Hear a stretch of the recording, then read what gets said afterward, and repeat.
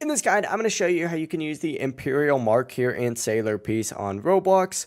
Before we do get into this guide, make sure to like the video and subscribe to the channel with all notifications on. It really does help the channel and it lets us know that you want more content like this. We'd greatly appreciate it. And if at any point throughout this guide you had any questions, just ask them down in the comment section below and we could help you out further. I'm going to be doing my best to reply to every single comment down there. But first things first, what you need to do is actually interact with any of the teleporters around the map and teleport specifically over to Academy Island. So find Academy Island on here, teleport over there, and once you do get here, you need to go ahead and farm the NPCs in the main little like area to get some calamity seals. And then of course, after you have those calamity seals, make your way over to the boss summoner, go ahead and of course spawn in the boss using your calamity seals, and of course keep defeating the Demon King boss itself when he spawns in for a chance to get that Imperial Mark. It's got about a 1.11% drop rate, so it may take multiple tries, but once you do go ahead and get one Imperial Mark, you can go ahead and make your way on top of this little castle right here